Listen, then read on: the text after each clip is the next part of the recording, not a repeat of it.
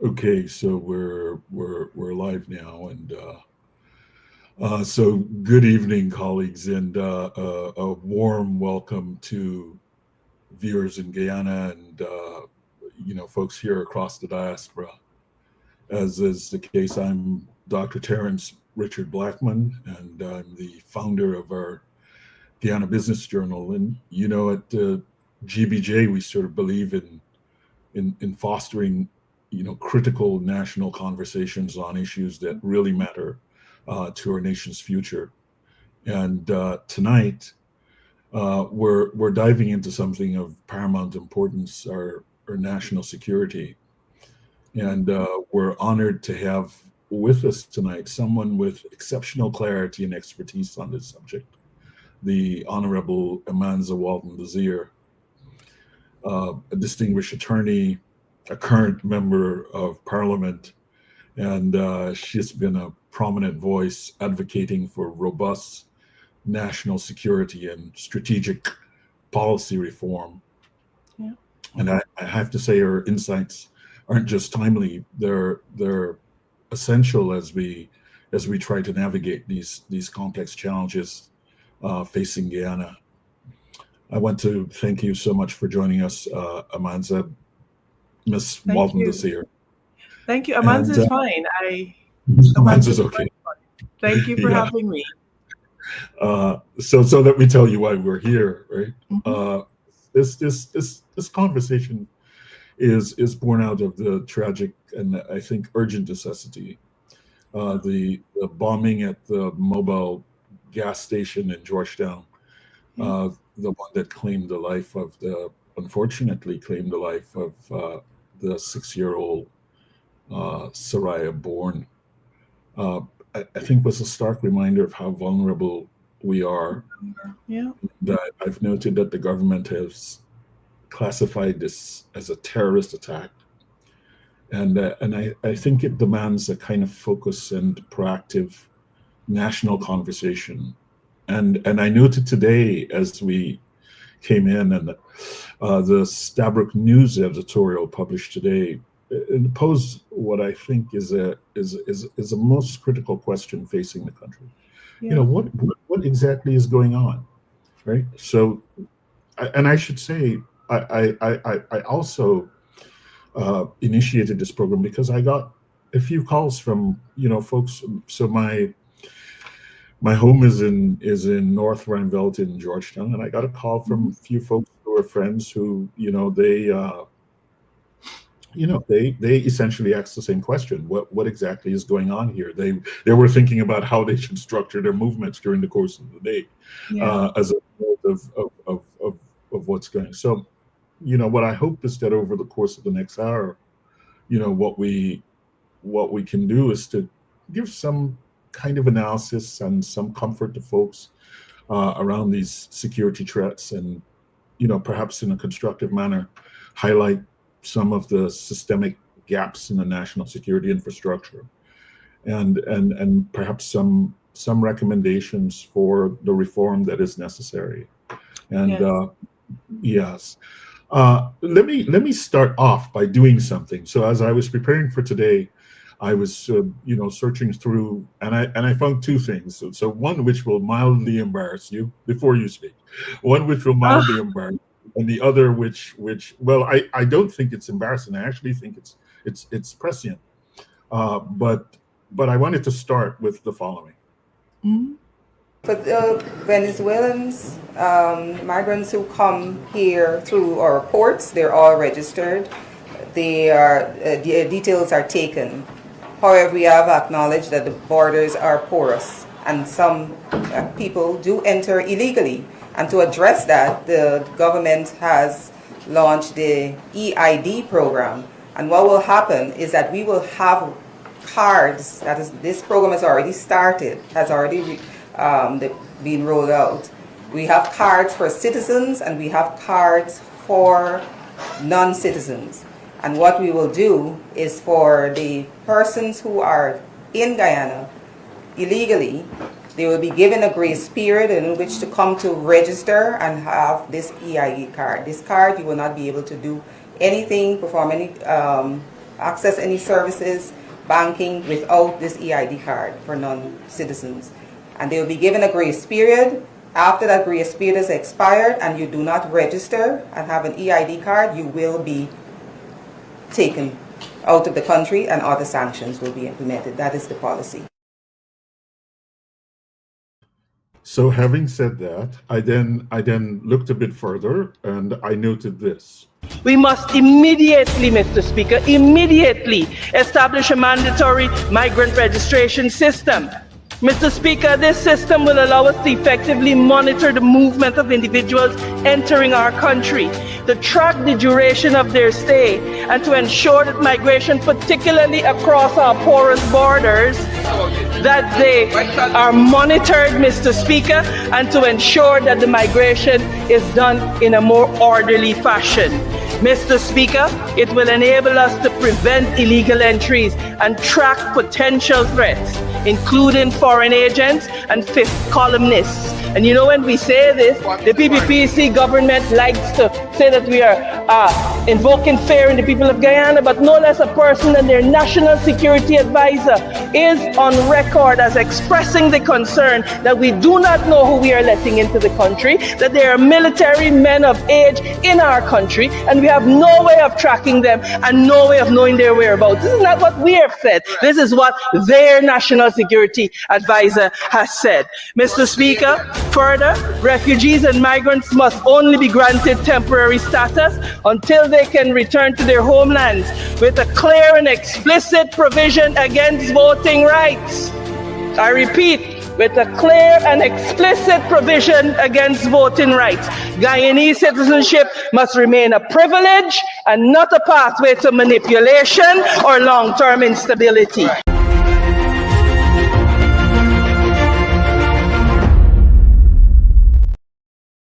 Well, it was not intended as a promotional thing, but the point is I observed that you know, all of the issues that somehow have come to play here were anticipated in some very cogent and constructive way.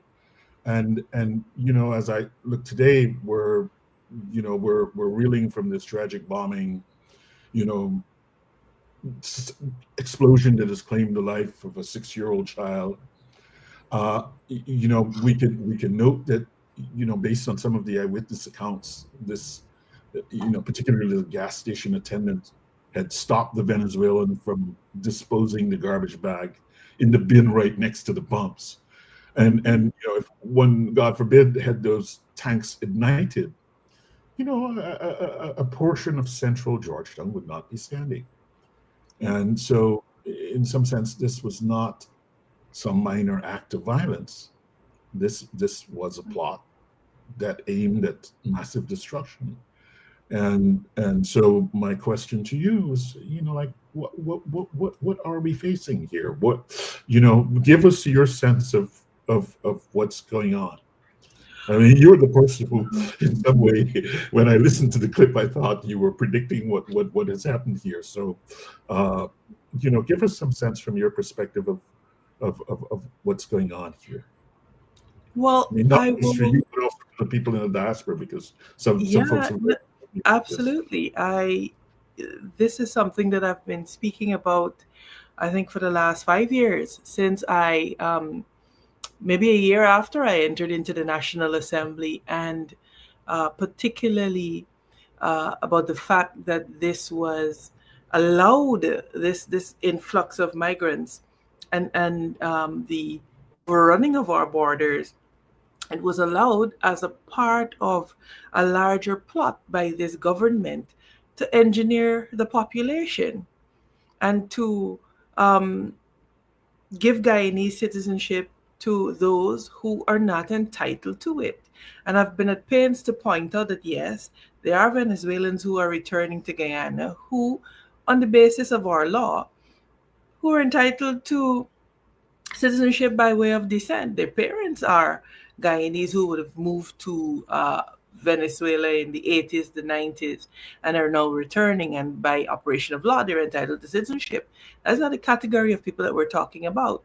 And by and large, the greater percentage of Venezuelans are here for dignity. They're here to work and to repatriate finances, remit finances rather, to their relatives, etc.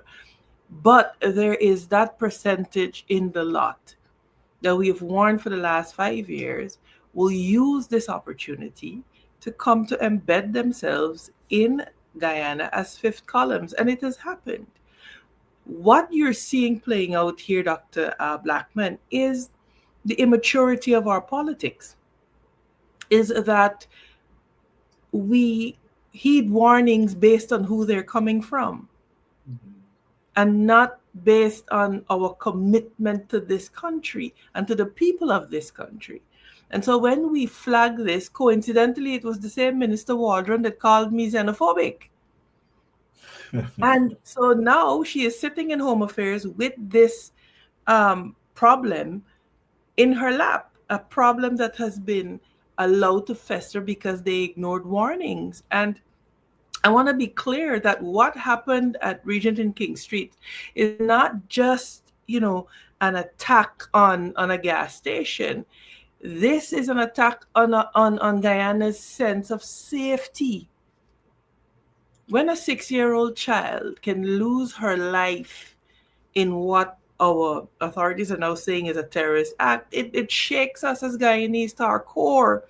And so from all indications, this wasn't random violence. This was a signal activity, and the choice of target, the methodology suggests an operation with command and control, and a very coordinated one, and not one that was executed on impulse. And so this is what I have been warning about. And when I spoke in the National Assembly about this deliberate injection of population, and within that population, persons with certain intentions and capabilities.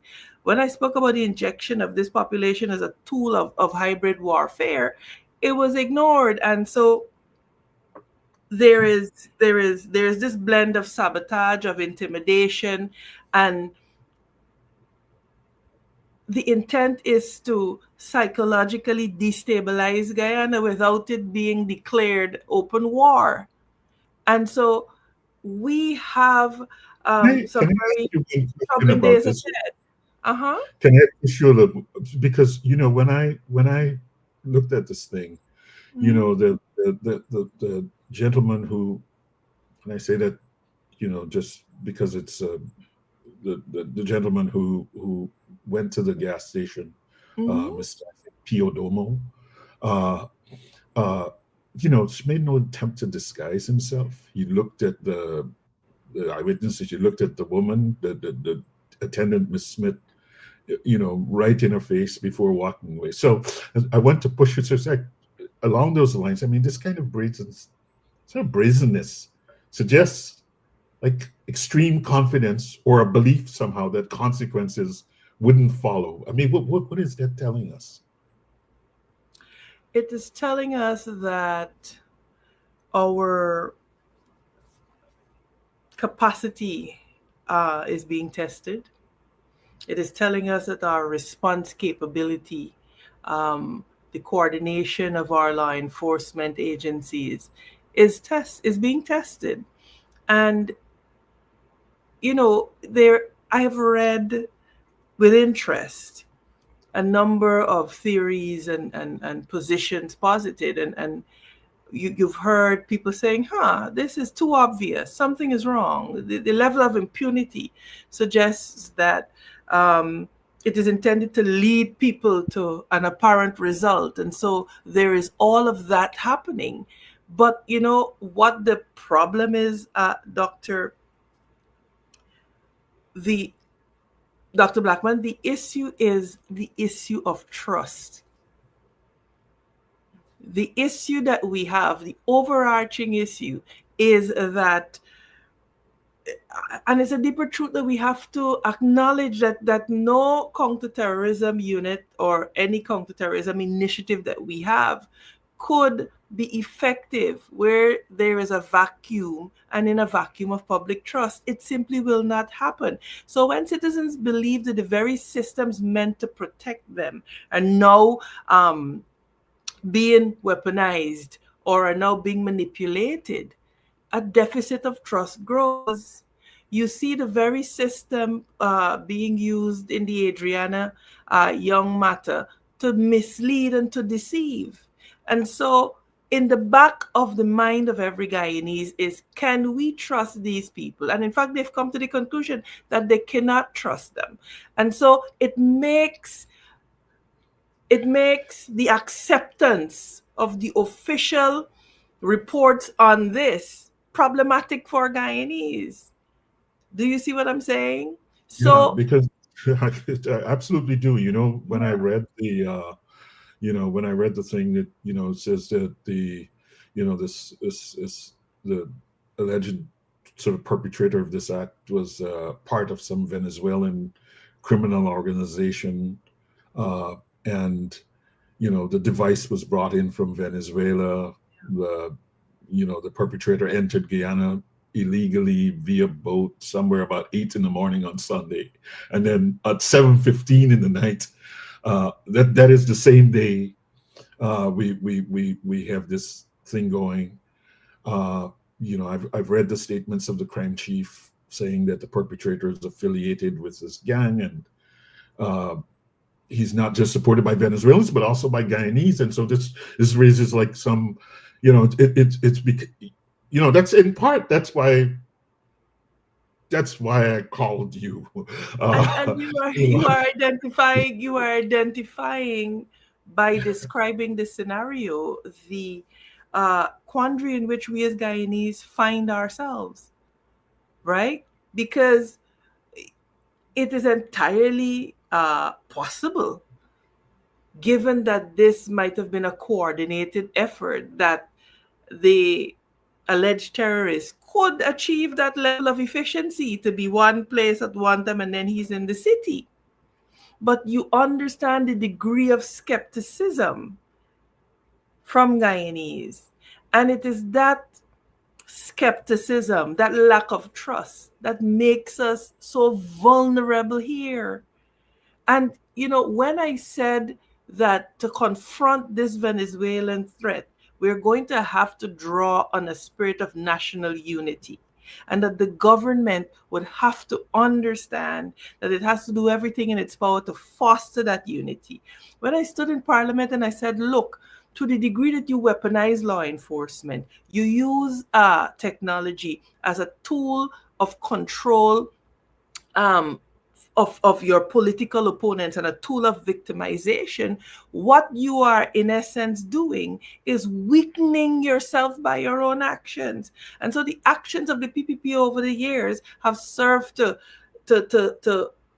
remove the trust, and as a result, we are weaker. So this is why there's no heightened awareness in our population, so that somebody could feel comfortable walking around with something like this.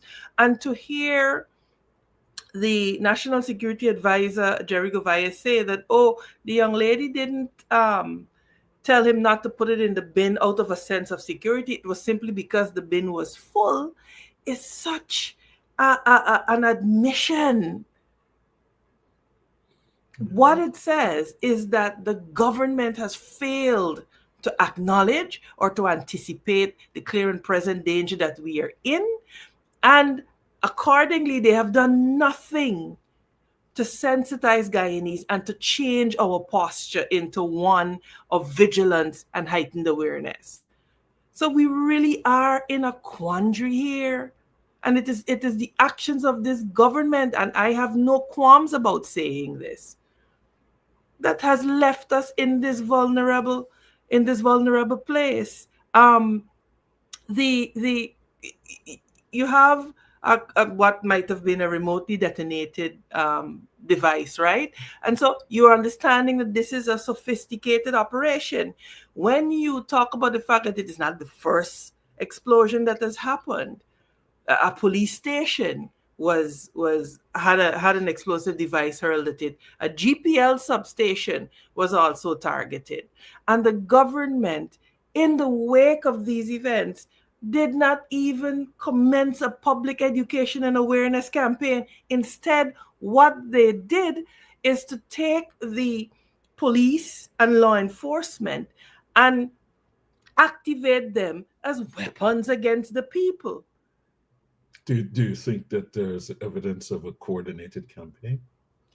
I believe this is obviously not a lone wolf operation. It certainly is not. I mean, from what we understand now and from what you just said, there are 9 people in custody, some of whom are Guyanese. One has to wonder, are these Guyanese that are Guyanese who were born and raised here? Or are these legally Guyanese who have assumed or who have obtained Guyanese citizenship, whether by operation of law or by the PPP conferring it on them? Because when the PPP government gutted the Registration of Births and Deaths Act, allowing a Toshao to sign an affidavit to say that John Mark is Guyanese, he was born here, 2 paragraphs, and with that affidavit, John Mark can go to the registrar's office and obtain a late registration of birth. Then one has to wonder, when they say Guyanese are in the ranks, what do you mean exactly? Yeah, sort of the. Like I said, part of the reason for calling you on this front was because of a number of calls I received from folks in Georgetown about this sense of like, I'm not sure what's going on. Can you kind of, give some, I mean, has there been like forensic analysis comparing the devices in the attacks so that we know, or is it, I mean, I couldn't find anything on that in that regard, online or in the various reports. Not that we are aware. What I gathered from my own research is that there happened to be an Indian national in the country who was doing some forensic work, and so they were able to draw on that capability. But there has been nothing to suggest that this is a that there was similarity in the devices, etc., from the previous explosions. And you see, what this government does not understand is that in the absence of water, people will drink sand. And to the degree that you as a government refuse or you fail to provide information, as much information as you can, to the public, you are contributing to the problem, because a vulnerable, confused population is a dangerous, dangerous thing to add to this mix.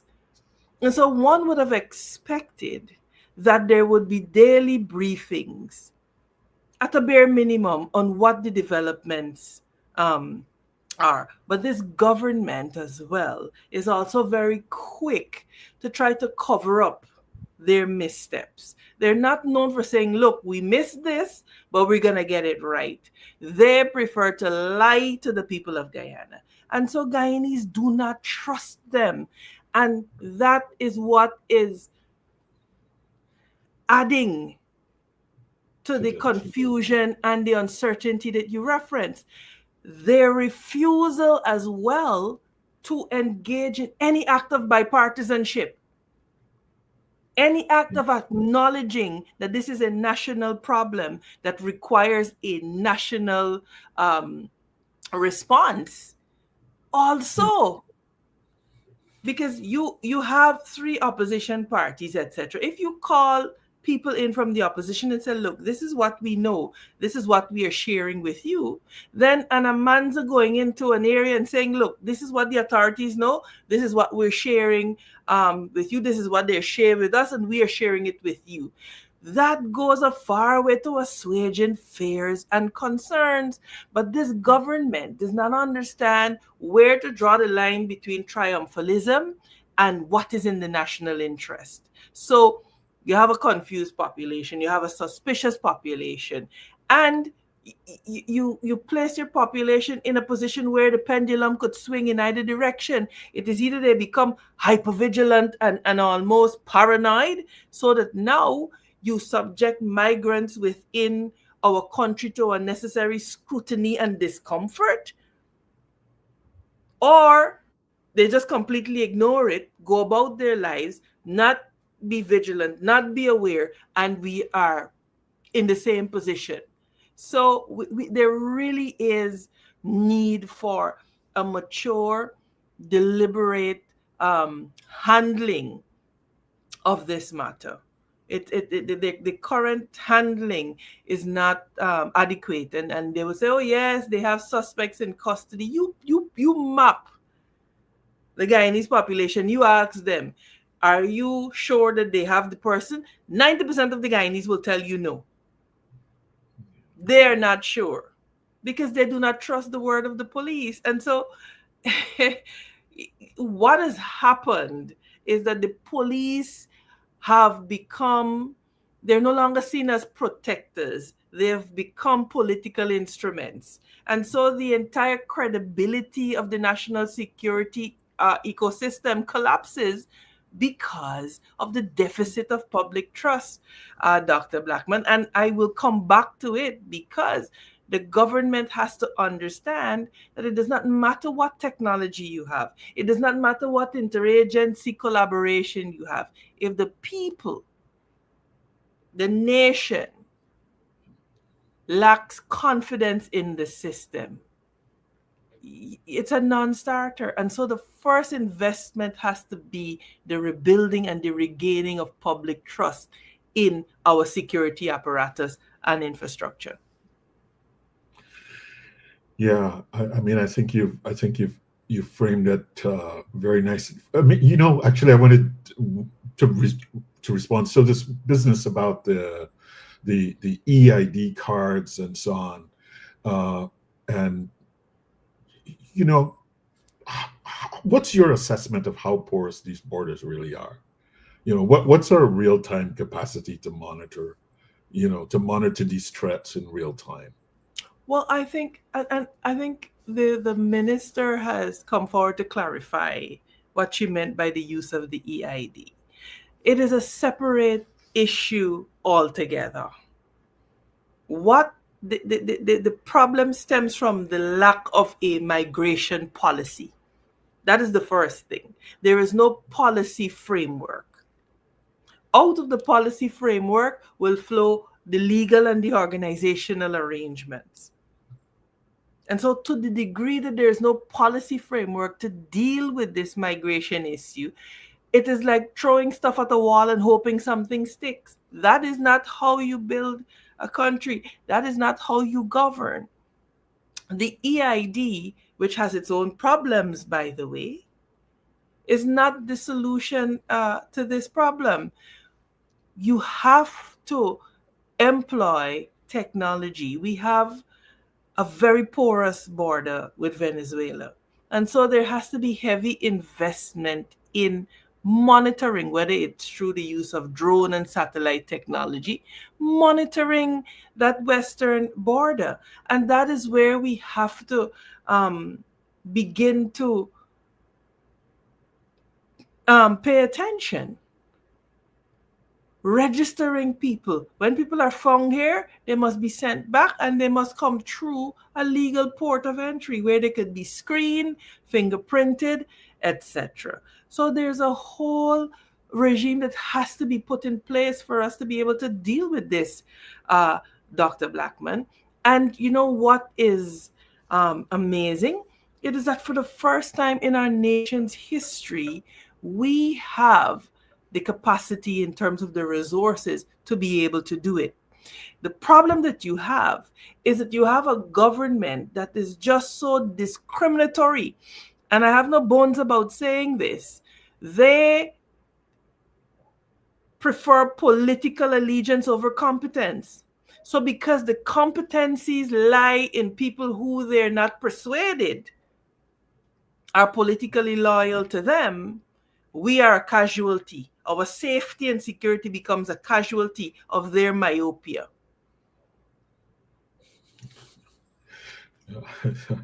That's, I like words. So safety and security as a casualty of myopia is a beautiful line. Well, But I mean, true. it could be true, and I think you make the argument.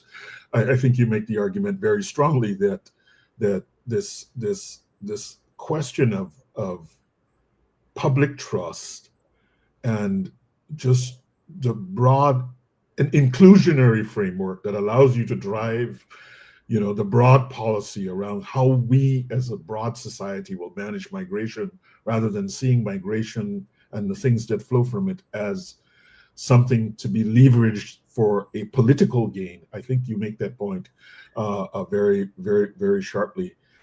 Maybe just to pull the lens back, I noted in the review of the investigation, there were cooperation with Interpol and Venezuelan partners and so on. And I know that you're someone who has an international perspective.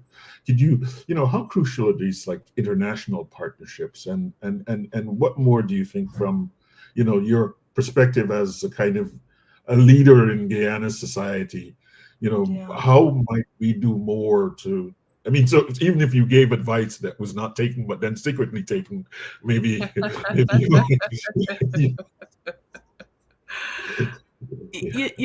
think, look, we're in this time of transnational, I would say transnational hybrid threats, right? And so cross-border coordination is not an afterthought. It cannot be an afterthought. And so our engagement with Interpol, with impacts in CARICOM, and with the RSS, and with other international law enforcement partners, it really has to deepen into a real-time engagement rather than an ad hoc or an as-needed basis. Because, like I said, the transnational nature of what is happening now necessitates that. I think we need to deepen our bilateral frameworks with Suriname, with Brazil. Venezuela, given what is going on now, it could be problematic, but there is need, and particularly maybe in the area of narco trafficking, to deepen those bilateral frameworks and to collaborate with our international partners on matters like cyber defense, etc. So, but again, right? Credibility is our passport, right? And so these international agencies frown to some degree, or to a large degree, on sharing information with law enforcement agencies or bodies that they don't see as credible. For God's sake, we have senior police functionaries being interdicted by being sanctioned by international bodies. So to that degree, credibility has to be built in, because a lack of credibility will limit the degree to which international partners are willing to engage with us. And so the government has to understand that international collaboration, while it is international, it begins at home. And it begins at home with transparency and with the rule of law. With the rule of law. And so, Dr. Blackman, I worry that we have a lot of work to do. We have a lot of work to do, and I do not think that we are seized with a government that's willing to do the hard, necessary work to position Guyana as a credible partner in law enforcement. And, on this migration issue, what has happened and is that the government has, by, I would say, neglect and carelessness, or maybe deliberate, given their political machinations, they have allowed a situation to grow where migrant labor forms about 80% of the labor force of their public infrastructure thrust. And so you have a situation where now, instead of doing it right the first time, you can't. How are you going to now extract and streamline all of that without affecting your public sector infrastructure program this ambitious program that you have unveiled? So they are in a quandary. They are in a quandary because they are transactional, and they're willing to sacrifice our national safety on the altar of political expediency. No, I think you make a very strong. I mean, but now supposing I ask you, well, let's say in this new parliament that you're a part of, there is a willingness for people to have a conversation across the spectrum of political actors, to think about some significant institutional or structural things that need to be done in the broad national security architecture. What are some of those things that we can expect from the Forward Guyana Party, which Amanza Walton Desir presents? Well, we have identified very clearly, and you used the correct word. Our greatest weakness is structural; it's not technical. So we lack, in my view, we lack a coherent national security doctrine. Like, what does that look like? What is this unifying framework that aligns military, police, intelligence? What does that look like?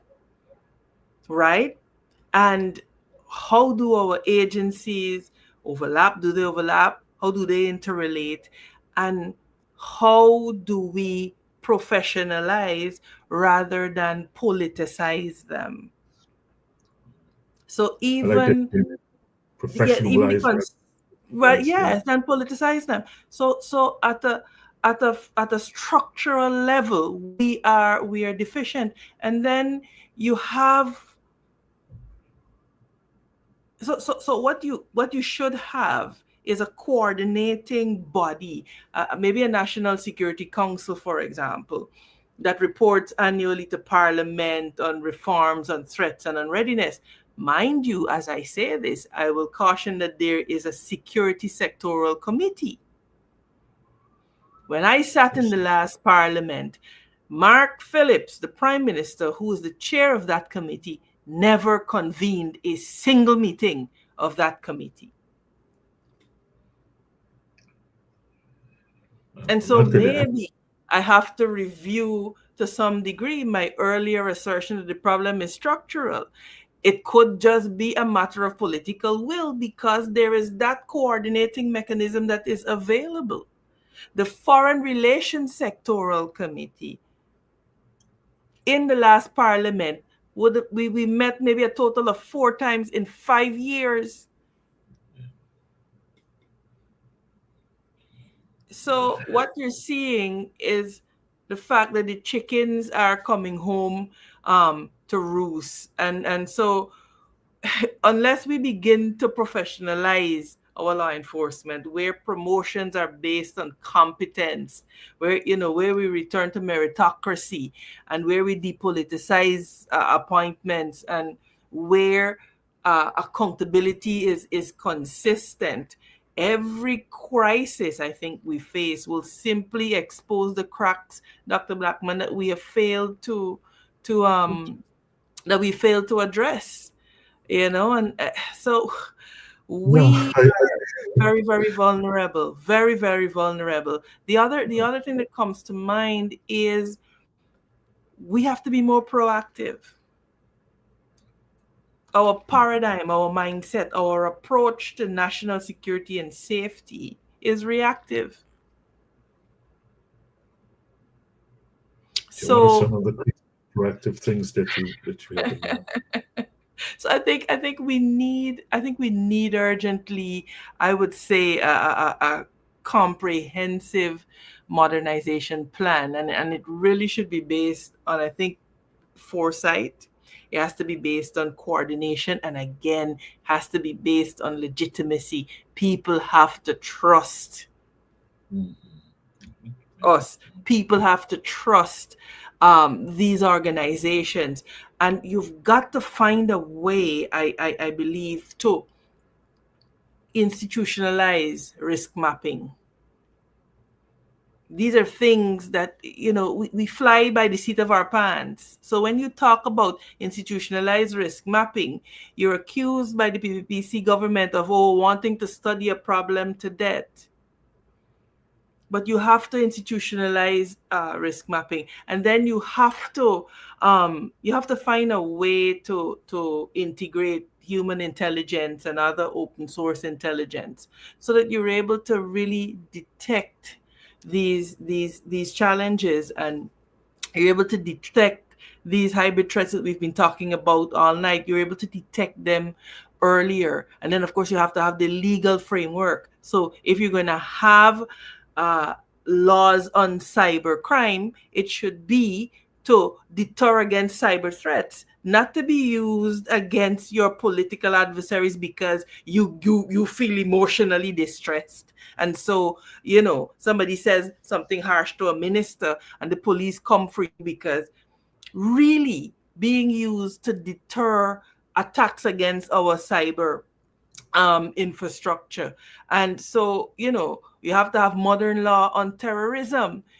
We saw in this country where no less a person than the Attorney General was quite happy to impose on rioters, protesters, acts, charges of terrorism.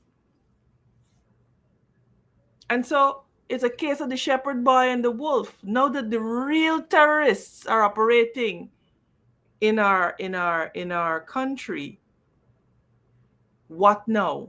How modern is our framework, our legal infrastructure? So Anil has real work to do. He has real work to do, and he must focus on that work instead of petitioning the courts to impose costs on Guyanese who will dare to ask the court questions about their constitutional rights. These guys are so misguided and misaligned. It is amazing. And like I said on another program, they have no problem ruling over rubble as long as they are ruling. And, I'm sorry, I have to be so blunt on your program, Dr. Blackman, but the foundation of everything that this government will do as it relates to national security, the foundation is legitimacy. The foundation is trust.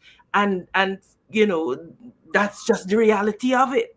And the earlier Irfan Ali and his government understand that, and the earlier they get with the program, is the safer Guyanese will be.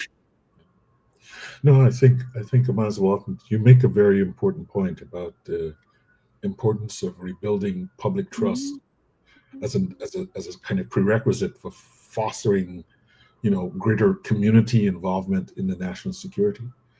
And so maybe as we understand that, that's where in your mind, what are some of the steps that you take to harness that community vigilance and cooperation while we prevent the sort of scapegoating of the entire communities? Yeah. And like how again, I'm asking you for advice that probably someone will take without saying that you gave them this advice. But maybe that's also to the good of Guyana. How do we start to harness? How do we start to rebuild that trust and to harness?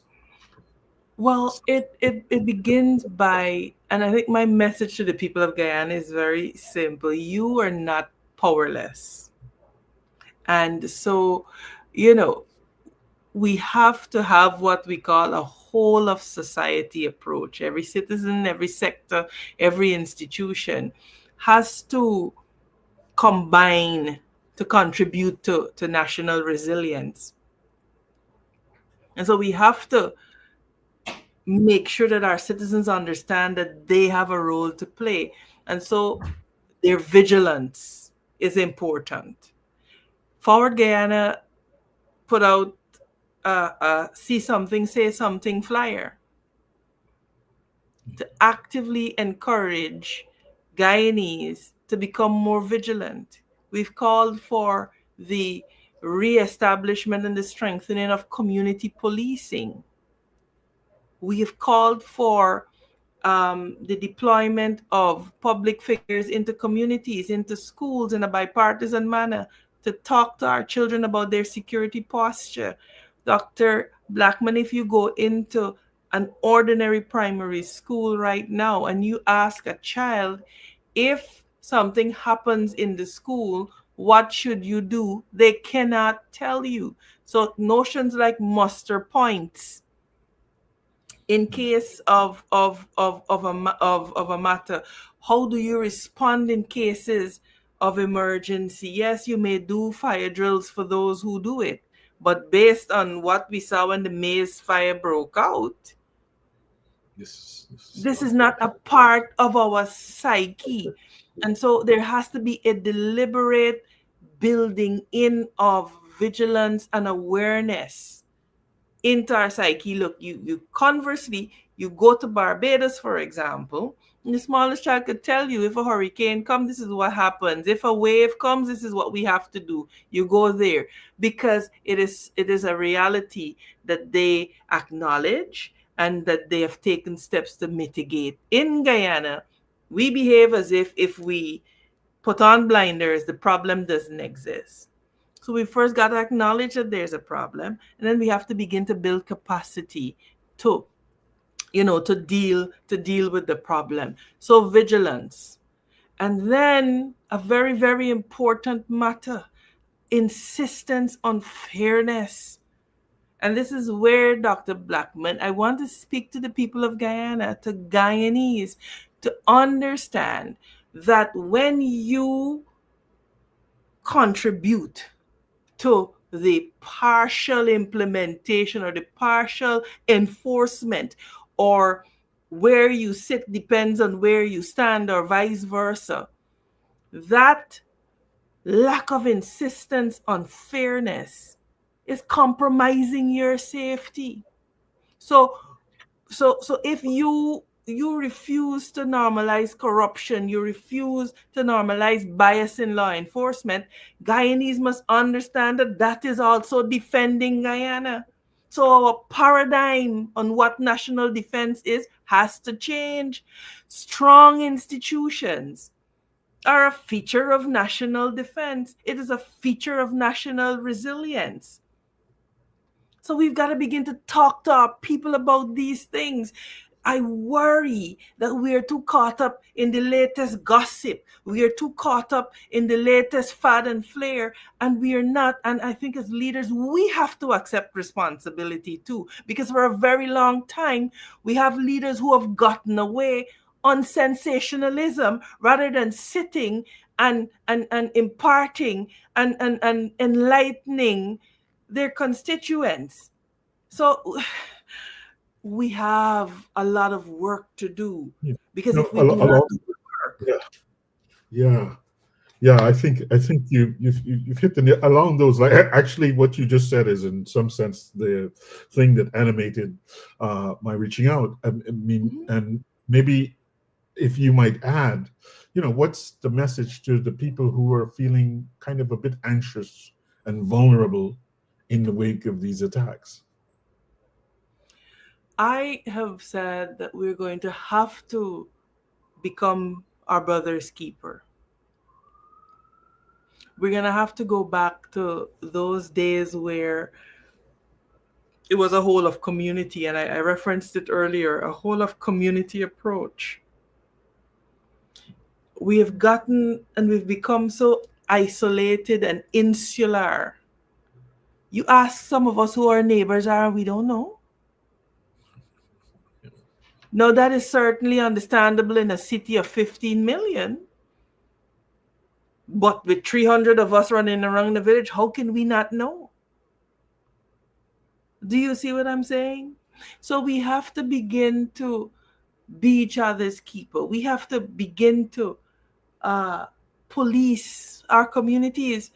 I did not say take the law into your own hands.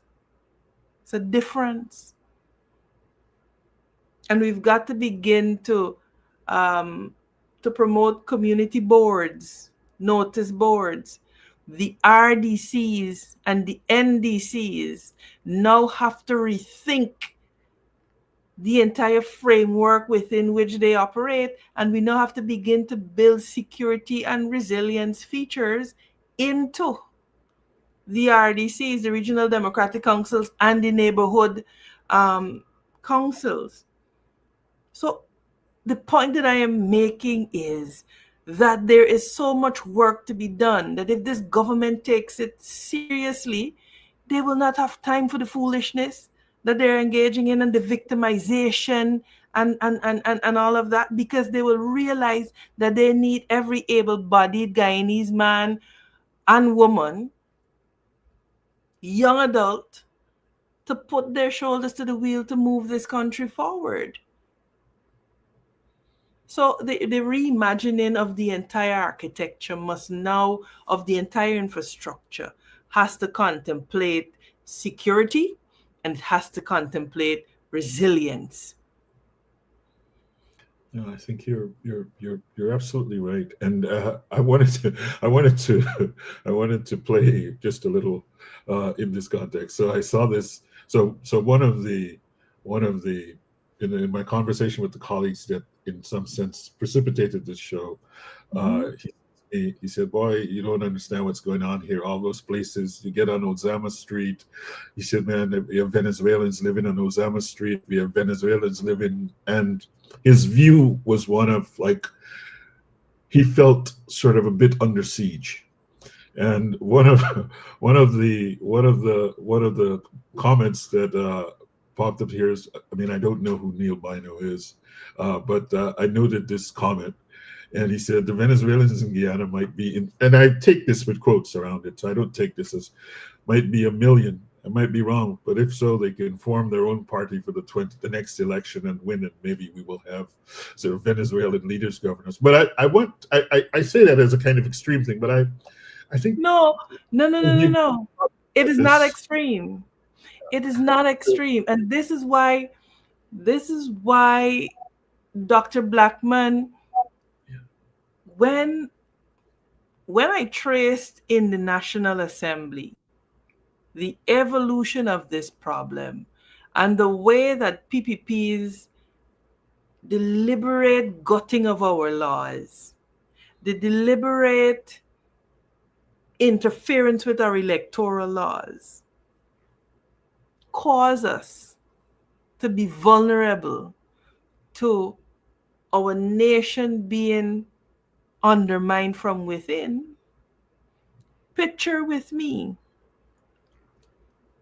people who have been granted Guyanese citizenship who are not entitled to it, forming a group and contesting in local government elections to control an NDC.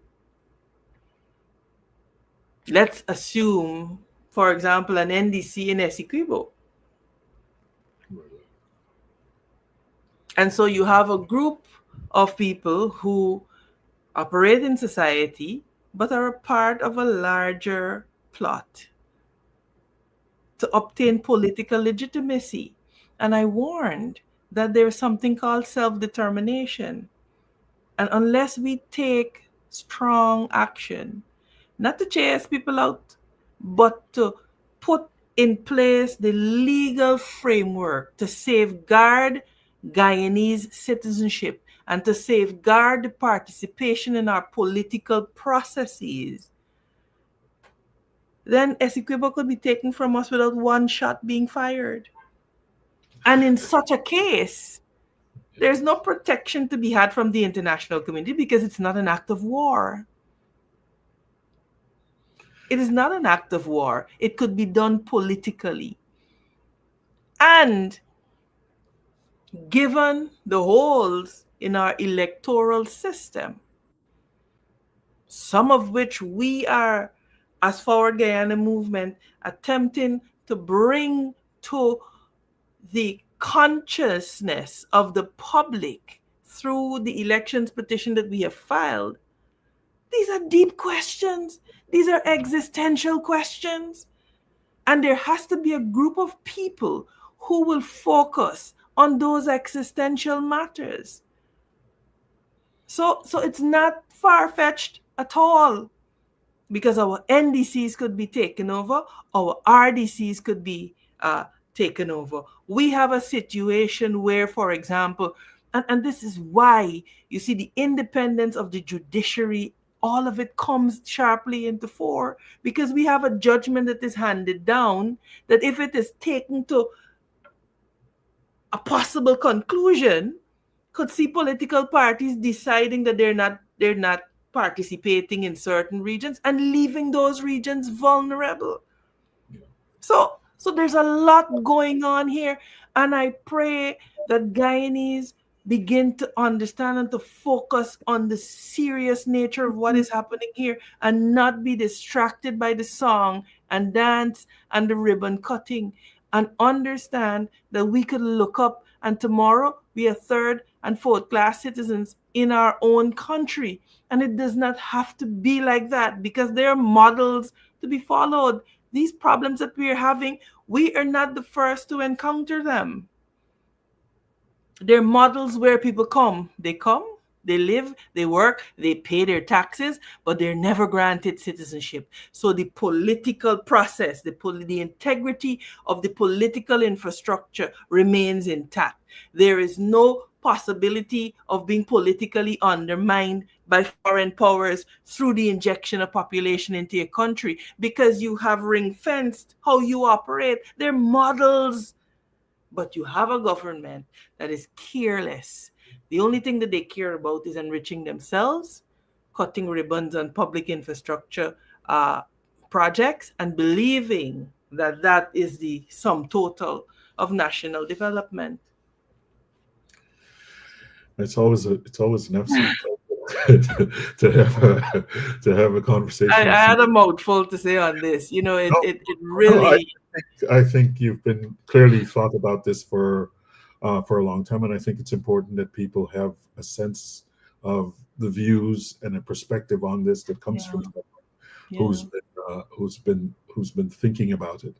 And there's no joy. I want to be clear. There's no joy in, oh, I told you so. I get no joy from it. Yeah. The little girl that died, I know personally. Yeah. She's a child that has been to my constituency office on a number of occasions. I know her mother. So this is not gloating and saying, oh, well, yes, no. This is an urgent call, a plea to Guyanese, irrespective of your political persuasion, that you have to wake up. You have to wake up and you have to be vigilant. But you also have the burden of not being paranoid to the degree that the hardworking Venezuelans who are simply here for dignity and to support themselves are victimized in the process. You know, I see here finally saying, oh, he will sign the death sentence. What? How is that? How? Yes, it sounds good, I suppose, but how is that a responsible thing to say as a head of state? There's something called due process. And you understand very clearly, Dr. Blackman, when due process is ignored, the society slides and slips into anarchy. And so, yes, while we're hurting and we're angry, as leaders, we still have to understand we can't just be cavalier and swing from one extreme of indifference and even facilitating to quite another. Well, yes, we will hang them. What is that? So we have a lot to do. We have a lot to learn. I regret that I'm not optimistic about the 13th Parliament. I hope that our continued advocacy will see the sectoral committees meeting, because the Foreign Relations Sectoral Committee, the National Security Committee, and all of these committees are very, very important. It is important that the nation sees a bipartisan approach to this matter of our safety and of our security. Thank you. You know, I mindful of the time. I know it's 9 at your place, and it's now 8 at my place because of Yes. the time difference. Yeah. So, I think you've brought some of the clarity that I expected when we called you to discuss some of the, these evolving nature of these threats that we're facing. Mhm. I think you've made clear the urgent need to address both the technological and the institutional gaps that you've just Yeah. described in our security infrastructure. And I think you've also made very clear the critical importance of the trust deficit Yeah. and the need for the sort of proactive reform. And I think you've given us a really clear eye sense of some of the challenges, and but I think a hopeful. So I hope you don't perceive your thoughts as being less than optimistic. From my perspective, it seemed a hopeful but clear-eyed assessment of the challenges. Yeah. And so I think you've helped us to genuinely understand what's not just the immediate threat, which I think is the thing that, but certainly the systemic challenges that have allowed these attacks to occur, and and what we might be doing in order to prevent some of future tragedies. And Yeah. I want to thank you and many of the people have, you see some of the listeners have noted that perhaps it seems like you're the only one who has this sort of vision.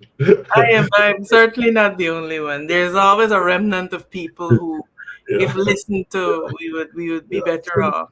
So, so I'll give you the last word on. No, just thank you, Dr. Blackman, for such as these critically important. And I appreciate the fact that you are very bipartisan in your platform, and I am passionate about informed citizenry.